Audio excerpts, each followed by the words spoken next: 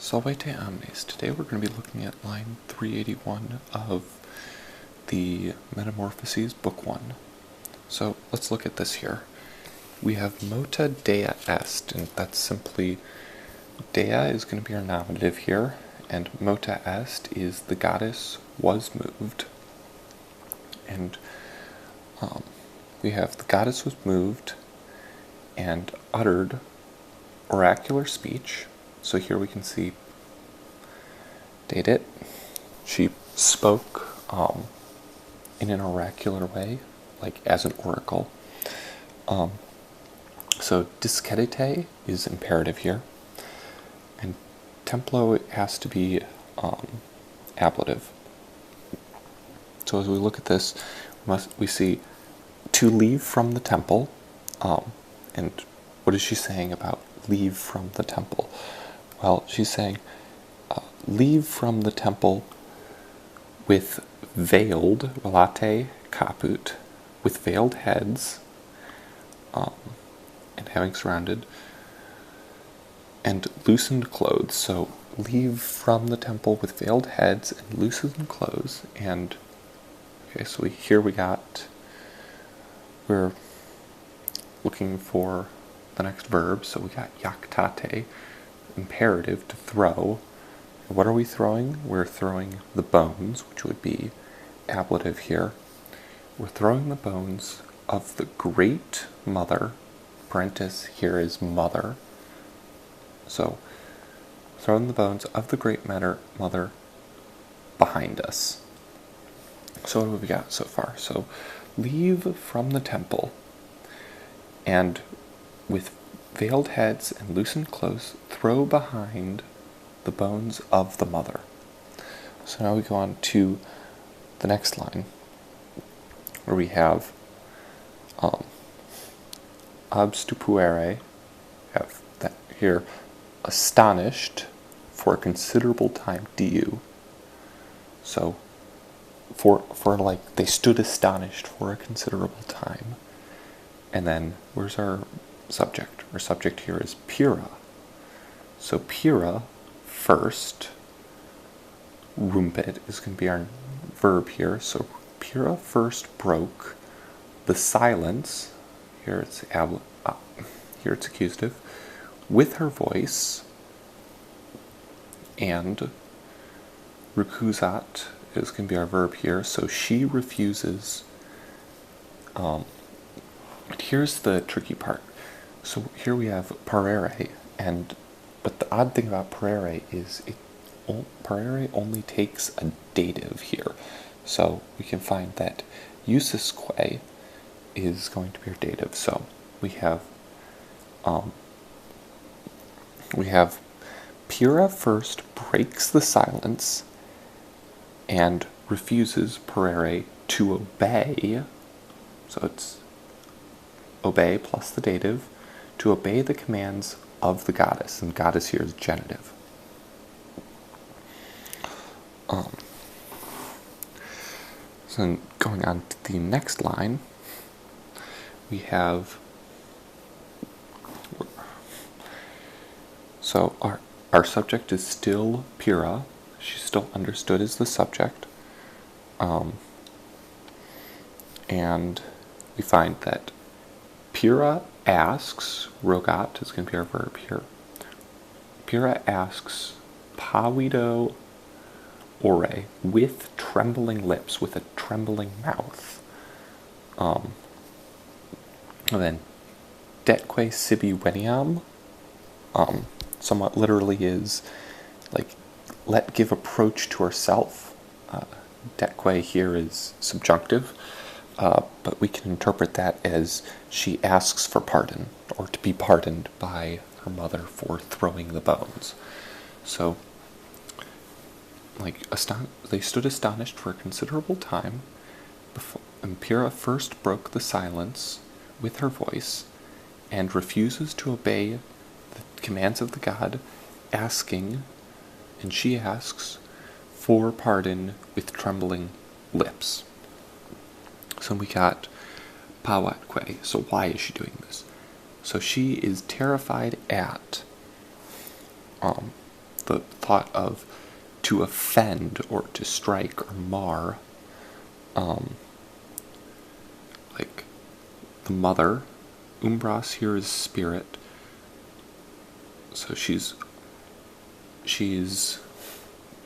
terrified to offend the spirit of her mother by scattering her bones, or with their bones having been scattered. So she won't scatter the bones of her mother because she's terrified of offending her mother's spirit, and she's asking for pardon from doing this.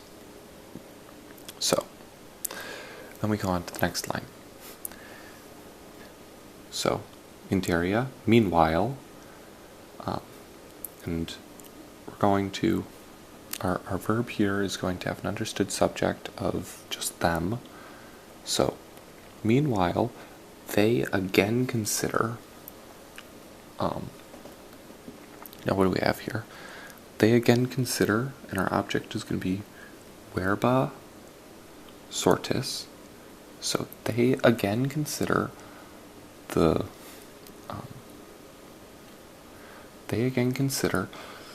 words of, like the oracular response, or the words of the oracle having been given to them. So they again consider the dark words of the oracle having been given to them with uncertain meaning.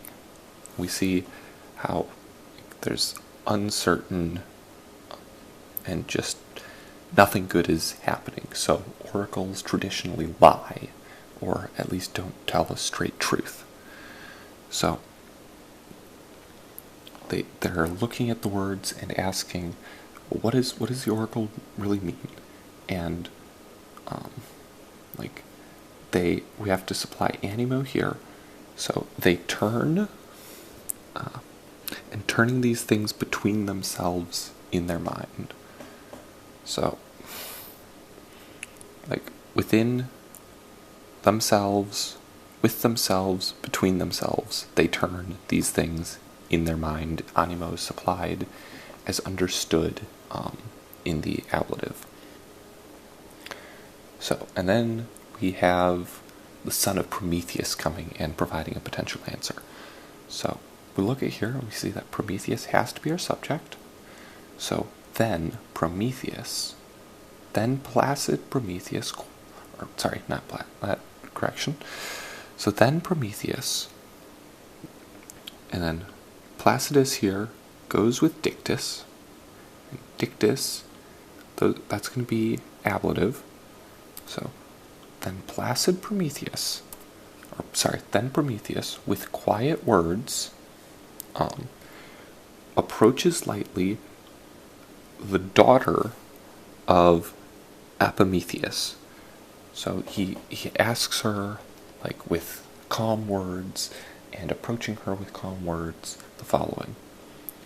So we have out here. Out. So it's going to be either or. So either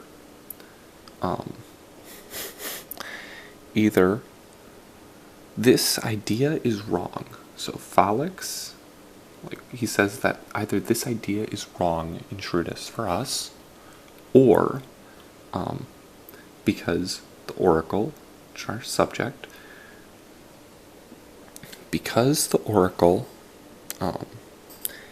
is godly, or because oracles are godly and pious, and they cannot, or they never urge evil. So because the oracles are pious and never urge evil, he concludes that the Great Mother must be the earth. So, and then we go on.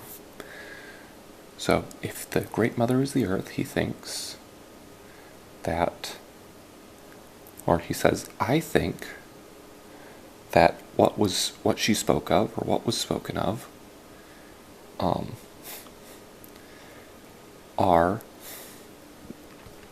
I think the bones spoken of are the stones in the body of the earth.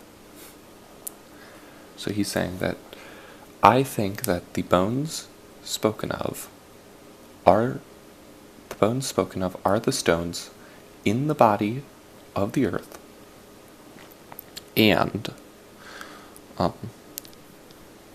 Eubamor, we are ordered, Yakare, to throw these things behind us. We already saw Terga above. So, to reiterate this last sentence,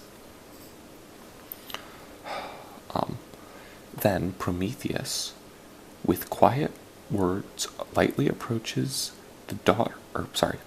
then the son of Prometheus, with quiet words, lightly approaches the daughter of Epimetheus, and he says, either these commands are wrong, or this is wrong, or because the oracles are pious and cannot urge evil, the great mother is the earth, and I think the bones spoken of are the stones in the body of the earth, and we are ordered to throw these behind us. Great. So that's how you should be translating this. Volete omnes lingua latina est vita.